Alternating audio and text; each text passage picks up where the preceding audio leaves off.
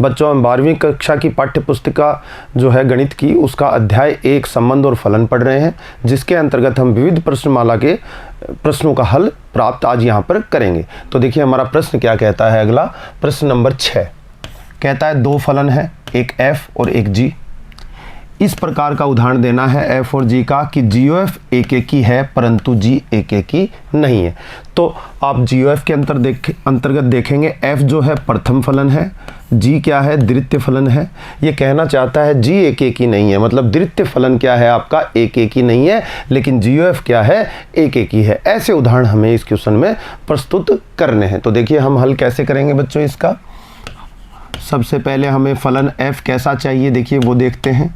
फलन f कहाँ से कहाँ परिभाषित चाहिए, n से z में परिभाषित चाहिए, ये क्वेश्चन में बताया गया है आपको। दूसरा फलन जो g है आपको z से z में परिभाषित करना है, ऐसा g फलन खोजना है। और किस प्रकार खोजना है कि GOF एक एक ही हो, एक एक ही हो, संयुक्त फलन GOF एक एक ही हो परंतु g एक एक ही नहीं हो, ऐसा फलन आपको खोजना है। तो देखिए बच्चों हम सबसे पहले n to z, तो प्रथम जो हमारा समुच्चय है n ले लेते हैं। द्वितीय जो हमारा समुच्चय है वो अगला समुच्चय z ले लेते हैं।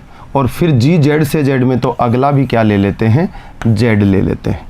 देखो यहाँ से यहाँ एक फलन f परिभाषित करेंगे और यहाँ से यहाँ एक फलन g परिभाषित करेंगे। तो n में होते हैं 1 2 3 4 5 6 7 एंड सो ऑन। और इसके अंदर होंगे आपके 0, 0 के बाद 1 2 3 4 अनंत तक, -1 -2 -3 -4 अनंत तक। यहाँ पर आपके हो जाएंगे 0 1 2 3 4 अनंत तक ऊपर, और -1 -2 -3 -4 अनंत तक। इस तरह के कुछ अवयव होंगे। देखिए मैं कहूँ यहाँ पर कि मैं 1 का संबंध 1 के साथ बना दूँ, 2 का संबंध 2 के साथ, 3 का 3 के साथ, 4 का 4 के साथ, तो देखिए ये फलन इस प्रकार परिभाषित कर देता हूँ। और यहाँ पर मैं ले लूँ आपको कि 0 का संबंध 0 के साथ, 1 का 1 के साथ, -1 का भी 1 के साथ, 2 का 2 के साथ, और -2 का भी किसके साथ, 2 के साथ, 3 का 3 के साथ, और -3 का भी 3 के साथ। इस तरह का कोई अपन फलन बना देते हैं। तो ये फलन क्या बोला जाएगा, देखो f(x) = x। f(x) की वैल्यू कितनी आ जाएगी, x। देखिए x बराबर 1 लोगे तो सामने मान कितना आ जाएगा, 1, तो 1 का 1 के साथ। x की जगह 2 लोगे तो सामने कितना आ जाएगा, 2, तो 2 का 2 के साथ। और gx किस तरह का फलन है आपका, gx मैंने कुछ इस तरह से बनाया है कि x का क्या ले लें, मोड। तो आप देखिएगा बच्चों, आप x की जगह 1 रखेंगे तो वैल्यू कितनी आएगी, 1 का मोड 1, तो 1 1 के साथ संबंध बना लेगा। आप x = -1 रखेंगे तो आगे -1 का मोड लोगे तो कितनी वैल्यू आएगी आपकी, 1 आएगी। यानी कि -1 भी किसके साथ बना लेगा, आपका 1 के साथ बना लेगा। इसीलिए 2 और -2 दोनों 2 पे जुड़ जाएंगे, 3 और -3 दोनों 3 पे जुड़ जाएंगे, 0 0 के साथ बना लेगा। इसी तरह ये फलन चलता रहेगा। तो ये gx = क्या हो गया, मोड x, और ये f(x) = हो गया x। आप देख रहे हैं। अब अपन बात करते हैं GOF की। तो यहाँ से यहाँ जो फलन परिभाषित होगा बच्चों, उसका नाम होगा GOF। अब देखिए GOF एक एक ही है कि नहीं, चेक करते हैं। देखिए यहाँ पर साइड में बता देते हैं। GOF को आप देते हैं कितना, 1, तो 1 देंगे तो देखिए 1 का प्रतिबिंब कौन बना, 1, और 1 का फिर आगे कौन बना, 1। फाइनली वैल्यू कितनी आई, 1। तो GOF को 1 दिया तो 1 ही आ गया। GOF को आपने 2 दिया तो कितना आया प्रतिबिंब, देखिए GOF को यह प्रांत हो गया और ये सह प्रांत हो गया। आप 2 देंगे तो 2 का प्रतिबिंब यहाँ 2 आएगा, और फिर 2 का फाइनली कौन मिल जाएगा, 2। तो 2 किसके साथ जुड़ जाएगा बच्चों, 2 के साथ। ये बात ऐसे ही चलती रहेगी। तो आप देख रहे हैं GOF के प्रांत के भिन्न भिन्न अवयव सह प्रांत के भिन्न भिन्न अवयवों से संबंध बना पा रहे हैं। इसलिए GOF क्या है, एक एक ही है। GOF एक एक ही है, और आप देख रहे हैं G एक एक ही नहीं है। क्यों, क्योंकि G जी के अंतर्गत देखो आप -1 और 1 का प्रतिबिंब समान हो गया 1, तो आप कहेंगे कि जी -1 तथा जी 1 की वैल्यू दोनों की कितनी है 1, अतः जी एक की नहीं है, जी एक की नहीं है। और यहाँ पे आप कह सकते हैं कि GOF क्या है, एक की है। तो आप इस तरह के दो फलन आपको खोजने के लिए कहा था, आपने एक तो निकाल दिया fx = x जो n से z में परिभाषित है, दूसरा निकाल दिया gx = mod x जो कि z से z में परिभाषित है। ऐसे फलन आपने उदाहरण के रूप में प्रस्तुत कर दिए जिनके लिए GOF क्या प्राप्त होता है, एक की, परंतु g बहुएकी हो जाता है, एक की नहीं रहता है। तो ये क्वेश्चन आपका करने का तरीका हुआ। आप दूसरे तरीके से भी कर सकते हैं, ज़रूरी नहीं आप यही उदाहरण लें। आप ले लेते हैं fx = ले लें -x और gx = ले लें आपका mod x, तो ये भी उदाहरण दे सकते हैं। तो यहाँ पर देखो 1 2 3 ये सब -1 -2 -3 -4 से जुड़ जाएंगी, लेकिन आगे फिर आपको जो GOF प्राप्त होगा वो निश्चित रूप से क्या प्राप्त होगा, एक की। तो आप ये उदाहरण दे सकते हैं fx = x and gx = mod x, या आप दे सकते हैं fx = -x and gx = mod x। तो इस तरह से बच्चे आप इस क्वेश्चन को कर सकते हैं। अगला क्वेश्चन देखिए, दो फलनों, एक f जो n से n में परिभाषित है, एक g जो n से n में परिभाषित है, के उदाहरण दीजिए जो कि इस प्रकार हो कि GOF आच्छादक हो किंतु f आच्छादक नहीं हो। देखिए बच्चों, गुणधर्मों में आपको लिखाया था संयुक्त फलन आच्छादक है, तो प्रथम फलन का आच्छादक होना अनिवार्य नहीं है, द्वितीय फलन का आच्छादक होना अनिवार्य है। फर्स्ट फंक्शन कौन है यहाँ पे 1 और सेकंड फंक्शन कौन है 2, तो यहाँ पर कौन से फलन का आच्छादक होना जरूरी है, g का, f का नहीं है। तो आपको ऐसा फलन ही खोज के बताना है। पिछले क्वेश्चन में आपको गुणधर्मों में बताया था कि अगर संयुक्त फलन एक की है तो प्रथम फलन का एक की होना अनिवार्य है, लेकिन द्वितीय फलन का एक की होना अनिवार्य नहीं है। तो आपने देखा वहाँ पर g का एक की होना अनिवार्य नहीं था, g एक की नहीं था। यहाँ पर किसका अनिवार्य है आच्छादक होना, g का, द्वितीय फलन का। तो f का आच्छादक होना अनिवार्य नहीं है, तो हमें कुछ ऐसा फलन बताना है कि f आच्छादक नहीं हो जबकि g को आच्छादक होना होगा, और हम देखेंगे कि GOF क्या हो जाएगा, आच्छादक होएगा। तो अपन कुछ इस तरह का उदाहरण लेते हैं बच्चों। देखो आगे एक स्लाइड ले लेते हैं। हल में सबसे पहले फलन f कहाँ से कहाँ, नेचुरल नंबर से नेचुरल नंबर में परिभाषित है, g कहाँ से कहाँ है, नेचुरल नंबर से नेचुरल नंबर में परिभाषित है। और आपको कैसा फलन निकालना है कि GOF संयुक्त फलन क्या हो, आच्छादक हो।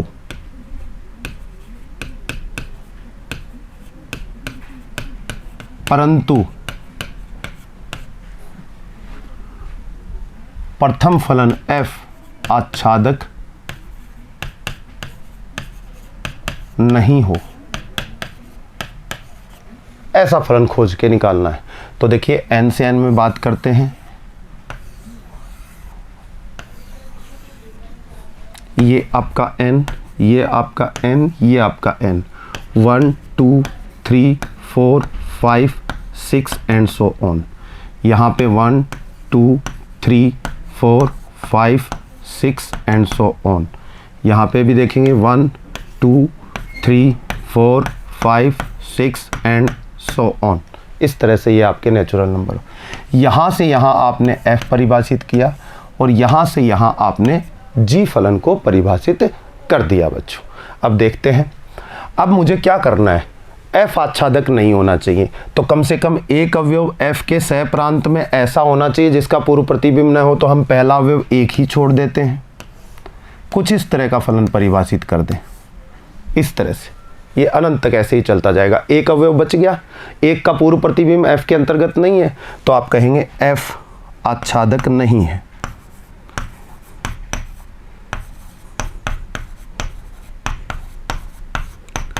ऐसा ही तो खोजना था कि f आच्छादक नहीं हो, लेकिन GOF को आच्छादक बना देंगे। तो g के लिए देखो 2 को 1 के साथ संबंध कर दो और 1 का भी 1 के साथ, फिर 3 का 2 के साथ कर दो, 4 का 3 के साथ कर दो, 5 का 4 के साथ कर दो, 6 का 5 के साथ। देखिए आप देखेंगे कि आपका जी फलन आच्छादक हो जाएगा। और द्वितीय फलन आच्छादक होते ही आपका जो यहाँ से यहाँ GOF परिभाषित होगा, GOF, वो भी क्या हो जाएगा बच्चों, आच्छादक हो जाएगा। मतलब हर प्रतिबिंब का पूर्व प्रतिबिंब इसके GOF के प्रांत में, GOF का प्रांत कौन है, n, और GOF का सह प्रांत कौन हुआ, ये n। तो यहाँ से पूर्व प्रतिबिंब सीधे यहाँ पर आपको सभी के सभी अवयवों के मिल जाएंगे, तो आप कह देंगे GOF आच्छादक है। तो देखते हैं इन फलनों को क्या नाम दिया जा सकता है। देखिए fx को क्या लिखा जा सकता है, fx इक्वल टू, देखिए 1 का 2 के साथ, 2 का 3 के साथ, तो मैं इसको कह रहा हूं कि fx इक्वल टू आप लिख सकते हैं x प्लस 1। देख पा रहे होंगे आप, x प्लस 1 आप लिख दे रहे हैं। तो fx तो आपने खोज लिया x प्लस 1। देखिए y की वैल्यू, x की वैल्यू रखते ही x की वैल्यू 1 रखी तो y की बनेगी 1 प्लस 1 2, तो 1 2 के साथ संबंध बना लेगा। x इक्वल टू 2 लोगे तो वैल्यू कितनी आएगी फलन की 3, तो 2 3 के साथ संबंध बना लेगा। तो आप देख रहे हैं ये पैटर्न, इस पैटर्न को बोल सकते हैं fx equal to x plus 1। gx क्या दिखाई दे रहा है, gx इस तरह से कुछ दिखाई दे रहा है बच्चों कि gx बराबर, मैं देख रहा हूँ कि एक प्रतिबिंब कब बन रहा है, एक कब बन रहा है, जब x कितना हो, x बराबर 1 हो, x बराबर 1। और दूसरी बात, 2 का प्रतिबिंब भी 1 बन रहा है, यानी कि 2 से 1 कम बन रहा है, तो यानी कि x माइनस 1 कब, x माइनस 1 कब, जब x बड़ा हो 1 से। तो इस तरह से मैं इस फलन को परिभाषित कर सकता हूँ। बच्चे कहें सर ऐसे ही क्यों करते हैं, कोई दूसरा एग्जाम्पल ले लीजिए। दूसरा एग्जाम्पल ले लेते हैं, मैं 1 को सीधा 3 से मिला देता, 2 अवयव छोड़ देता, तो मैं fx इक्वल टू कर देता कितना, x प्लस 2। लेकिन फिर gx इक्वल टू जब मैं करता तो मैं कहता एक तो x ही आ जाएगा और एक x माइनस आपका 1 आ जाएगा, x माइनस 1 ले लीजिए। और किस में आप देखेंगे, इसके लिख दीजिए x लेस देन 2 और यहाँ लिख दीजिए x इज़ ग्रेटर देन 2 और इक्वल टू 2 के लिए भी ये ले लीजिए। तो x 1 किससे जुड़ जाता, 1 से, 2 किससे जुड़ जाता, 2 से, और 3 किससे जुड़ जाता, 2 से, और इस तरह से ये फलन आगे बढ़ता रहता। ऐसे आप कई उदाहरण ले सकते हैं बच्चों अपनी दृष्टि से। आप लेना चाहें तो ये उदाहरण ले लीजिए। आप देख रहे हैं कि 1 का पूर्व प्रतिबिंब देखो, 1 का पूर्व प्रतिबिंब g के अंतर्गत 2 और 2 के 2 फिर f के अंतर्गत 1 आ गया, तो 1 का पूर्व प्रतिबिंब 1 ही आ गया। 2 का पूर्व प्रतिबिंब यहाँ 3 मिला, यहाँ पूर्व प्रतिबिंब 2 मिला, तो 2 का पूर्व प्रतिबिंब सीधा GOF के अंतर्गत कौन मिल गया, 2। तो प्रत्येक अवयव का पूर्व प्रतिबिंब विद्यमान है, इसलिए तथा GOF क्या है, आच्छादक है। तो इस तरह से आप ये फलन ढूंढ सकते हैं बच्चों। इस क्वेश्चन का आंसर आप इस तरह से दे सकते हैं। नेक्स्ट क्वेश्चन पर चलते हैं, क्या कहता है। देखिए एक अरिक्त समुच्चय x दिया हुआ है, px power set of x, x का पावर सेट अभी बताते हैं आपको क्या होता है, जो कि x के समान उपसमुच्चयों का समुच्चय, समस्त उपसमुच्चयों का समुच्चय। जितने भी x के उपसमुच्चय बनेंगे वो सारे के सारे किस में होंगे, पावर सेट ऑफ x के अंदर होंगे। इसको घात समुच्चय बोलते हैं। क्या, x का घात समुच्चय। 11th क्लास में आपने फर्स्ट चैप्टर में पढ़ा होगा समुच्चय सिद्धांत में।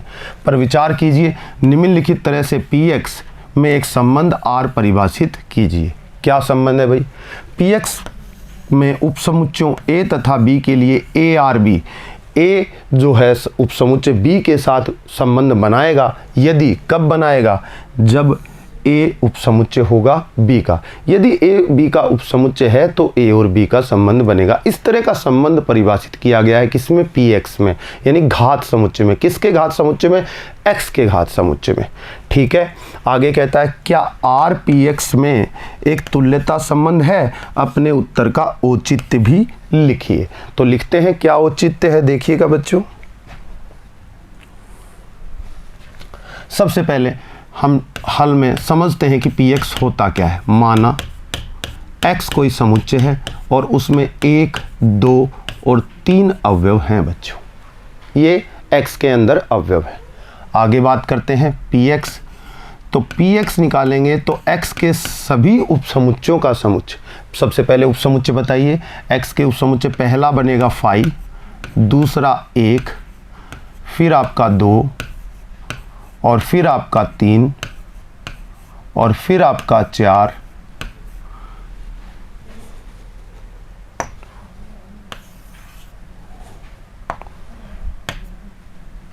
1,2 2,3 और फिर आपका बन जाएगा 1,3 और फिर आपका बन जाएगा 1 2 3, क्योंकि स्वयं भी स्वयं का उपसमुच्चय होता है। और इसको मंझले कोष्ठक में बंद कर दें तो ये x का घात समुच्चय बन गया। अब देखा आपने, घात समुच्चय के अंदर सारे के सारे किसके उपसमुच्चय हैं? x के उपसमुच्चय हैं। ये है आपका px। और फिर आपको एक संबंध r को परिभाषित किया गया है px से px में, यानी कि ये जो उपसमुच्चय हैं ये आपस में रिलेशन बनाएंगे। px के अवयव px के अवयवों से रिलेशन बनाएंगे। रिलेशन बनाने का तरीका क्या दिया गया है? देखिए, कह रहा है कि एक समुच्चय A संबंधित होगा R के अंतर्गत B से। उपसमुच्चय कोई भी दूसरे उपसमुच्चय से कब संबंधित होगा? इम्प्लाइज दैट, जब और यदि और केवल यदि कब होगा? जब A जो है उपसमुच्चय होगा B का। अगर A उपसमुच्चय है B का तो A जो है B से संबंध बना लेगा, ऐसा कहा गया है। तो सबसे पहले हम समतुल्यता की बात करते हैं। समतुल्यता में देखा क्या जाता है? क्या प्रत्येक उपसमुच्चय खुद से संबंध बना पाएगा? आपको उदाहरण सामने है, देखो, प्रत्येक समुच्चय खुद का उपसमुच्चय होता है। तो देखो, ये अवयव खुद के साथ बना लेगा, यानी कि मैं कहूँ एक जो उपसमुच्चय है वो संबंध बना लेगा किसके साथ? एक के साथ। क्यों बना लेगा? क्योंकि खुद खुद का उपसमुच्चय होता है। तो आप लिखेंगे प्रत्येक समुच्चय स्वयं का उपसमुच्चय होता है।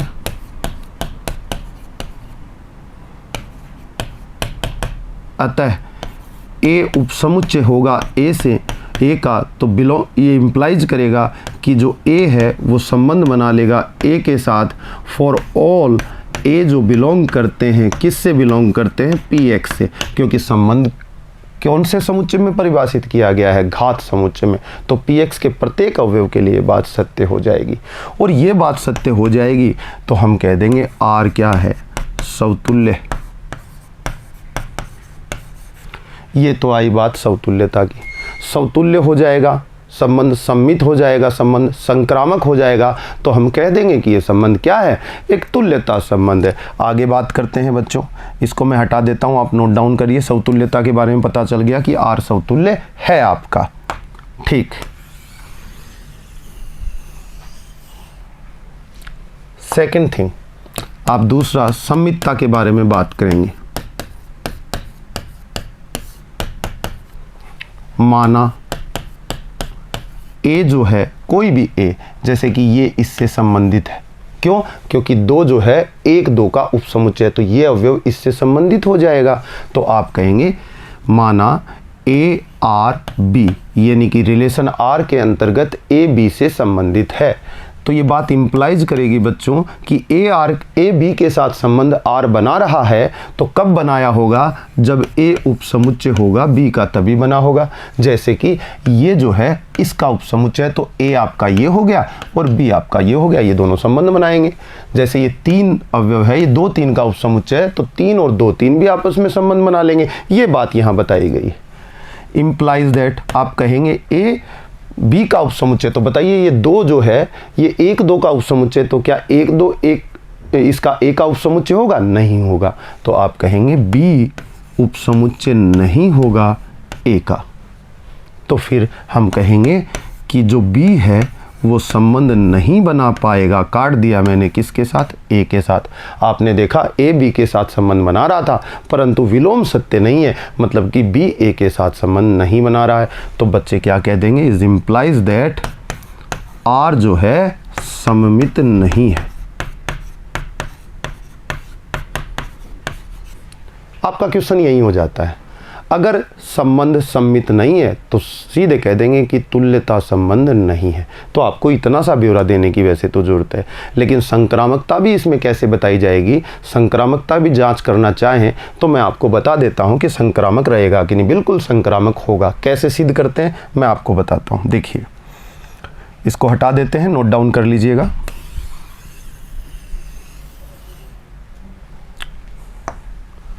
तीसरा पॉइंट आपकी संक्रामकता का।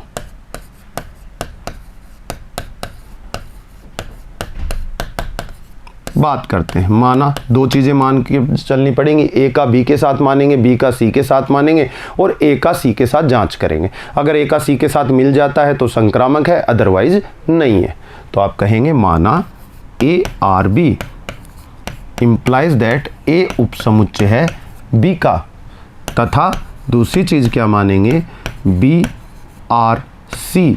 इट मीन्स आप कहेंगे कि जो बी है वो उपसमुच्चय है सी का, और तब 1 व 2 से देखिए ए उपसमुच्चय है बी का, इसका मतलब ए के सभी अवयव बी में विद्यमान है, और बी उपसमुच्चय है सी का, इसका मतलब बी के सभी अवयव सी में विद्यमान है। तो ए के बी में थे और बी के सी में चले गए तो ए के स्वतः ही सी में चले गए। तो 1 व 2 से आप कह सकते हैं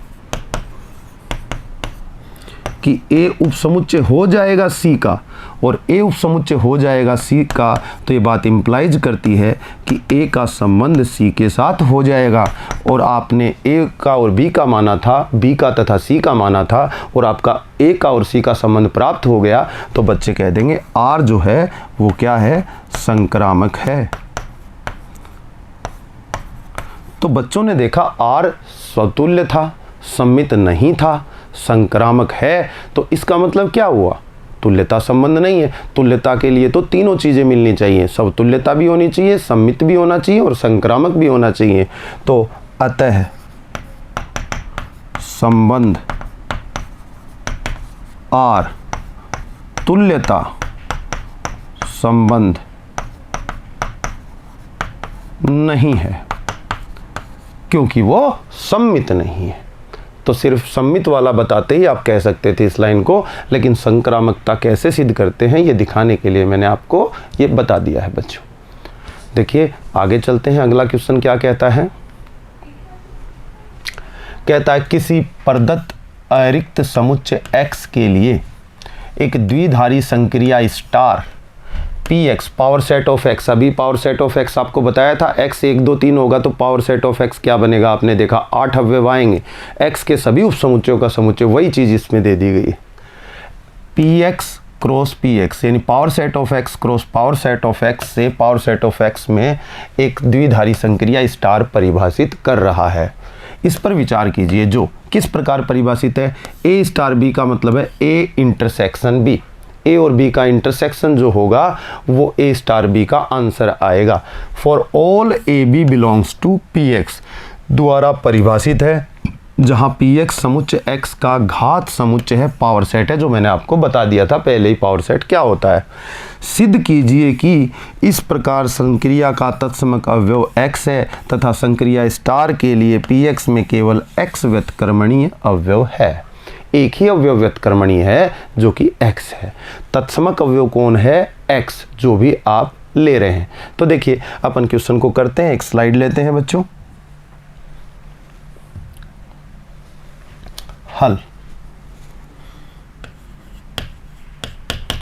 हल में सबसे पहले आप देखिए पावर सेट ऑफ क्या होता है, माना x इक्वल टू 1 2 3। ऐसा उदाहरण लेने से आपको क्वेश्चन दिखाई देता है, उसमें उपसमुच्चय दिखाई देंगे तो आप इंटरसेक्शन के बारे में बता पाएंगे। तो आप px निकालिए, इसका px क्या होगा, इसके सभी उपसमुच्चयों का समुच्चय फाई 1 2 3, फिर 2 2 वाले 1 2 1 3, फिर 2 3 और फिर 1 2 3। ये सभी 8 उपसमुच्चय इसके बनेंगे, किसके, x के। और इनको अगर मैं मंझले कोष्ठक में बंद कर दूं तो ये सभी x के सभी उपसमुच्चयों का समुच्चय बन गया, जिसको क्या बोलते हैं, घात समुच्चय। ये आपने कर दिया। अब एक संक्रिया, संक्रिया का नाम देखिए स्टार है, जिसका प्रांत क्या है px क्रॉस px, x में परिभाषित, a में परिभाषित होती है तो प्रांत क्या बनता है a क्रॉस a, n में परिभाषित होती है तो प्रांत क्या बनता है संक्रिया का n क्रॉस n, क्योंकि एक फलन होता है और कहाँ से कहाँ px में परिभाषित है। किस प्रकार परिभाषित है, स्टार का मतलब देखिएगा आप क्या दिया गया है, स्टार का मतलब दिया गया है कि a star b equal to a intersection b for all A B जो हैं वो किससे बिलोंग करते हैं px।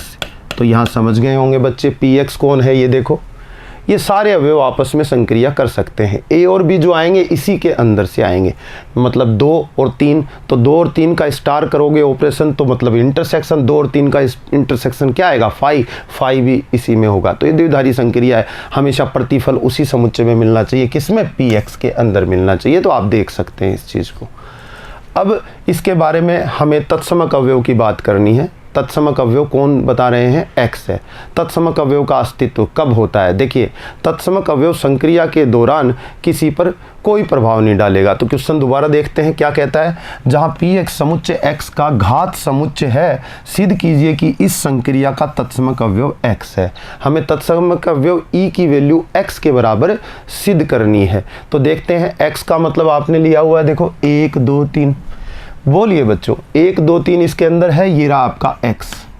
ये x किसी के साथ भी ऑपरेशन करेगा, इनमें से किसी के साथ भी ऑपरेशन करेगा तो ये खुद ही आ जाएगा। क्या ये उस पर कोई प्रभाव डाल पाएगा क्या बच्चों, नहीं डाल पाएगा। देखिए मैं आपको यहाँ पर मान लीजिए, पहले यहाँ पर उदाहरण लेते हैं कुछ। फाई के साथ स्टार का ऑपरेशन कराया, किसका x का, x का मतलब 1 2 3, तो ये इसका मतलब क्या हुआ, फाई का इंटरसेक्शन लिया जाएगा किसके साथ 1 2 3 के साथ। बच्चों क्या आएगा आपका सामने इंटरसेक्शन के बाद फाई ही आ जाएगा, और विलोम भी सत्य होगा इसका, यानी कि 1 2 3 का ऑपरेशन स्टार किसके साथ कराया जाए, फाई के साथ कराया जाए, तो 1 2 3 इंटरसेक्शन फाई हो जाएगा, और जिसकी वैल्यू कितनी होगी 5। तो आपकी यही तो परिभाषा है कि a star e equal to a आ जाए और e star a equal to भी a आ जाए। मतलब e का मतलब यहाँ पर इससे तात्पर्य है ये कौन सा समुच्चय है x, ये देखो x को यही तो माना है आपने, और ये भी क्या है x। तो x जो 5 से ऑपरेशन करेगा तो क्या दे देगा, 5 ही दे देगा। अब और कोई समुच्चय ले लीजिए, ये ले लीजिए 2 कोई समुच्चय लेते हैं और इसका जो स्टार ऑपरेशन करते हैं किसके साथ, x के साथ, यानी कि 1 2 3 के साथ, तो क्या आएगा, यही इंटरसेक्शन आ जाएगा, यानी कि 2 इंटरसेक्शन 1 2 3, तो सामने क्या मिलेगा बच्चों को, 2 ही आ जाएगा। तो यही तो है, इसने क्या इस पर इंटरसेक्शन की संक्रिया में प्रभाव डाला, नहीं डाला। थोड़ी देर पहले फाई से करवाई इस x की, तो क्या प्रभाव डाला, फाई ही आ गया। आप और कोई लेंगे 1 2, तो 1 2 के साथ आप इंटरसेक्शन लेंगे किसका, 1 2 3 का, तो सामने 1 2 ही आ जाएगा। तो आप देख पा रहे हैं बच्चों ये जो x है ये किसी भी अवयव के साथ इंटरसेक्शन की संक्रिया कर रहा है तो उसको बदल नहीं पा रहा है, इसलिए ये क्या हो जाएगा, आपका तत्समक अवयव हो जाएगा। अब ये उदाहरणों से मैंने आपको चीज़ें समझा दी हैं, इसको लिखने का तरीका देखिए कैसा होगा, कैसे लिखेंगे इस बात को। देखिए हम जानते हैं, क्या जानते हैं, ये जानते हैं कि a स्टार x, a का x के साथ आप क्या करोगे, ऑपरेशन करोगे, यानी a इंटरसेक्शन x, तो सामने a ही आ जाएगा। और आप दूसरा इसका विलोम करोगे x स्टार a, तो आप ऐसा करेंगे तो x intersection a equal to a ही आ जाएगा for all a belongs to, किससे बिलोंग करेंगे, px। ये आपको अभी बताया गया है।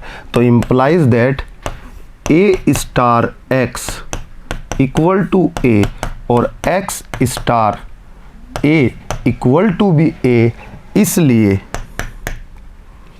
संक्रिया स्टार का तत्समक अवयव X होगा।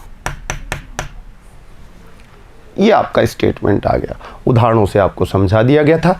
इसको गणितीय भाषा में लिखने का तरीका ये हुआ बच्चों, इसको नोट डाउन कर लें। ये तो बात हुई तत्समक अवयव की, जिसको सिद्ध कर दिया हमने x है।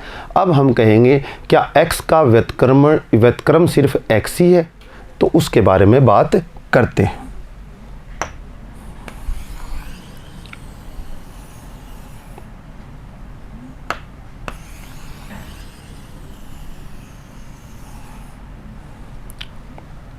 देखिए x का व्युत्क्रम x है कि नहीं ये देखते हैं।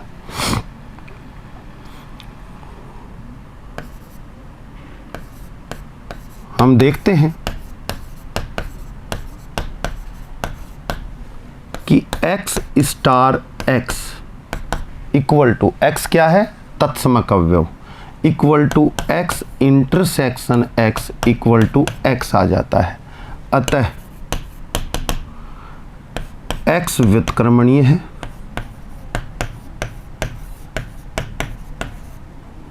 x का मतलब ये 1 2 3। बताइए ये समुच्चय खुद के साथ इंटरसेक्शन लेगा तो खुद ही आ जाएगा, यानी कि यही क्या है आपका तत्समक अवयव, और किसी के साथ सिद्ध नहीं होगा। आप इतने अवयव हैं बच्चों, आप इन दोनों का इंटरसेक्शन लीजिए, क्या x आएगा आगे तत्समक? नहीं आएगा। आप इन दोनों का इंटरसेक्शन लेंगे, आप किन्हीं का किसी भी उपसमुच्चय का किसी भी उपसमुच्चय के साथ इंटरसेक्शन लेके देख लीजिए, कभी ये x प्राप्त नहीं होगा। और डेफिनेशन क्या कहती है, अगर तत्समक अवयव, अगर कोई अवयव व्युत्क्रमणीय है तो a star b equal to क्या आना चाहिए, सामने जो प्रतिफल है वो e यानी कि तत्समक अवयव आना चाहिए, और विलोम भी सत्य होना चाहिए। इस डेफिनेशन को फुलफिल सिर्फ यही करता है कि x का जब इंटरसेक्शन x के साथ लेते हैं तभी x आ सकता है, और किसी का इंटरसेक्शन किसी के साथ x नहीं दे पाएगा। यानी कि x कौन था आपका, पिछले अभी सॉल्व किया था, तत्समक अवयव था। जब तक तत्समक अवयव प्रतिफल नहीं आएगा, कोई अवयव किसी दूसरे अवयव का प्रतिलोम अवयव नहीं कहला पाएगा। और ये कंडीशन सिर्फ कहाँ किसके लिए पूरी हो रही है, x के लिए। इसलिए x व्युत्क्रमणीय है तथा x का इन्वर्स, x का व्युत्क्रम कौन है, x है। ये आपको सिद्ध करने के लिए बोला था, आपने इस तरह से इसको सिद्ध कर दिया बच्चों। तो इस तरह से बच्चे इस क्वेश्चन को कर सकते हैं। अगला देखिए क्या कहता है, समुच्चय 1 2 3 और n तक ये हैं, स्वयं से स्वयं तक, यानी कि समस्त आच्छादक फलनों की संख्या ज्ञात कीजिए। देखो बच्चों, अगर मैंने आपको बताया था गुणधर्मों में 2 समुच्चय हैं, इसमें 1 2 3 हैं, इसमें 4 5 6 अवयव हैं, बराबर हैं, a में अवयव b के बराबर है। तो अगर यहाँ से यहाँ a से b में कोई फलन f परिभाषित किया जाए, अगर यह आच्छादक है तो यह एक एक ही भी हो जाता है। तो आच्छादक है तो एक एक ही भी होगा। क्यों?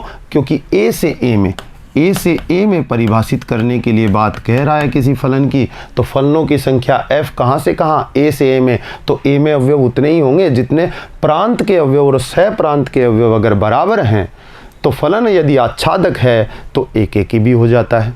क्यों? क्योंकि यहाँ से ये एक एक ही होगा तो आच्छादक स्वतः ही हो गया। देखो कोई भी अवयव शेष नहीं रह पाएगा, 3 अवयवों के साथ अलग अलग संबंध बना लेंगे। तो ऐसे फलन अगर एक एक ही, अगर दोनों में प्रांत और सह प्रांत में समान अवयव हैं, तो फलन जब परिभाषित किया जाए वो एक एक ही होगा तो आच्छादक होना अनिवार्य है, और आच्छादक होगा तो एक एक ही होना अनिवार्य है। ये पहले हम क्वेश्चन कर चुके हैं इस तरह का। अब बात आई कि कितने फलनों की संख्या ज्ञात करनी है। इसमें यहाँ से यहाँ कितने फलन परिभाषित किए जा सकते हैं। देखो इसमें 3 अवयव हैं बच्चों, यहाँ 6 फलन परिभाषित किए जा सकते हैं। देखो इस तरह से मैं कहूँ ये 1 2 3, इसको लिख दूँ 5 4 6, तो ये लो एक एक ही और आच्छादक। और देखिए यहाँ पर 1 2 और 3 4 और 6 और 5 आपका। तो इस तरह से ये एक नया फलन हो गया। इस f को कैसे लिखोगे? इस f को लिखोगे 1 का संबंध 4 के साथ, 2 का 5 के साथ और 3 का 6 के साथ। इसको कैसे लिखेंगे f को देखना, 1 का संबंध 5 के साथ और 2 का संबंध 4 के साथ और 3 का संबंध 6 के साथ। ये अलग हो गया, इससे भिन्न हो गया। और इस f को कैसे लिखेंगे?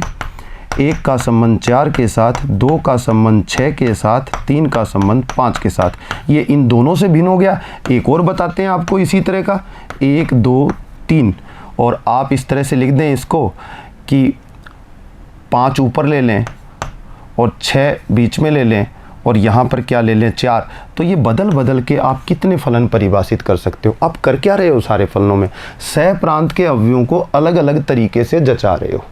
यानी कि सह प्रांत के अवयव एक बार आपने लिखे 4, 5 और 6, अब इन दोनों को बदल दिया 5, 4 और 6। कितने तरीकों से इनको लिख पाओगे उतने ही फलन परिभाषित हो जाएंगे। सह प्रांत के अवयव इस तरह से भी लिखे जा सकते हैं।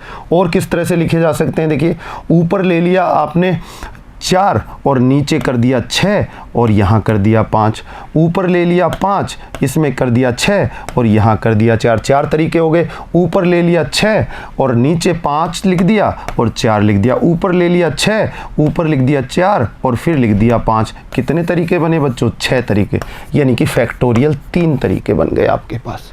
यानी कि फैक्टोरियल 3 तरीकों से आप सह प्रांत के अवयवों को जचा सकते हो। फैक्टोरियल 3 का मतलब कितना होता है? 6।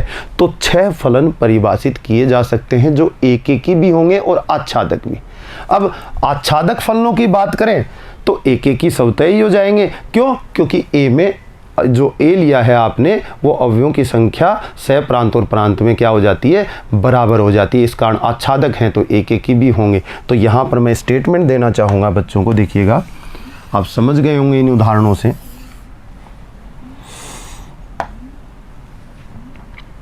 माना ए बराबर 1 2 3 4 एंड n अवयव हैं उपलब्ध। आप देखते हैं कि समुच्चय ए से ए में परिभाषित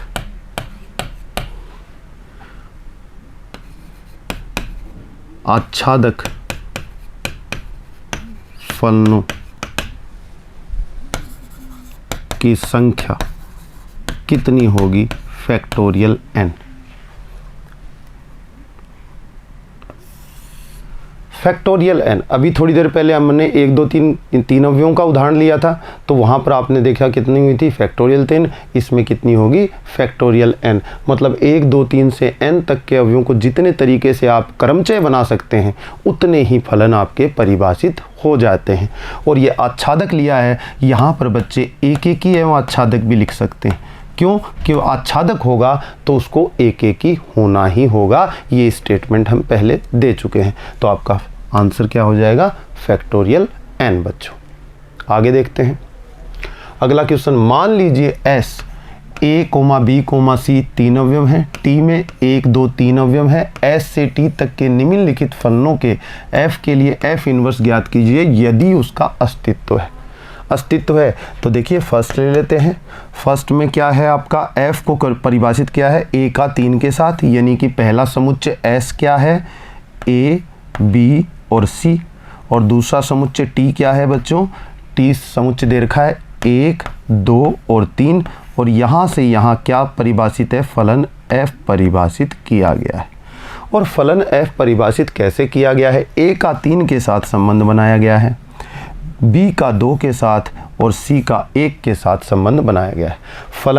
फलन एक एक ही, यानी कि फलन f एक एक ही भी है, दिखाई दे रहा है। भिन्न भिन्न प्रांत के अवयव सह प्रांत के भिन्न भिन्न अवयवों से संबंधित है, इसलिए फलन f एक एक ही है। सह प्रांत में कोई अवयव ऐसा नहीं है जिसका पूर्व प्रतिबिंब विद्यमान प्रांत में न हो। सब यानी कि सह प्रांत t के प्रत्येक अवयव का पूर्व प्रतिबिंब विद्यमान है। फलन एक एक ही है। और आच्छादक के लिए कहूँ तो फलन का परिसर ज्ञात कर लीजिए। फलन f का परिसर जो कि कितना है? परिसर अगले अगले अवयव कौन कौन से, 3 2 1, यानी कि 1 2 3, जो कि सह प्रांत टी के बराबर है, अतः फलन आच्छादक है। अतः फलन आच्छादक। आच्छादक होने के लिए क्या होना चाहिए बच्चों, कि फलन का परिसर जो है फलन के सह प्रांत के बराबर हो जाना चाहिए। और फलन का सह प्रांत, फलन f को कहाँ से कहाँ परिभाषित किया जा रहा है, s से t में, तो t क्या हो गया, सह प्रांत। बताइए क्या परिसर सह प्रांत के बराबर निकल कर आया, तो फलन आच्छादक हो गया, इसलिए इसके f इनवर्स का अस्तित्व होगा। अतः f इनवर्स का अस्तित्व है,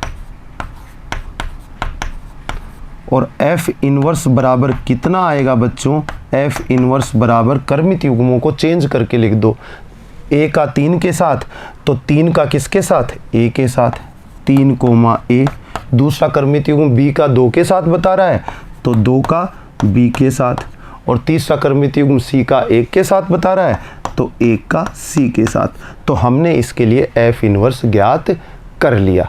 तो इस तरह से आप फर्स्ट का आंसर दे सकते हैं, जो कि एक एक की आच्छादक होने के कारण उसके f इनवर्स का अस्तित्व हो गया, और f इनवर्स इस तरह से ज्ञात कर लिया जाता है। आपने पीछे कई उदाहरणों में इस बात को देखा है। अब दूसरे की बात कर लेते हैं। आप देख रहे हैं ये फलन, इस फलन का परिसर 2,1 आएगा, क्योंकि 1 2 बार आ गया, तो 1,2 आएगा, तो वो तो सह प्रांत के बराबर नहीं है, तो फलन आच्छादक नहीं है।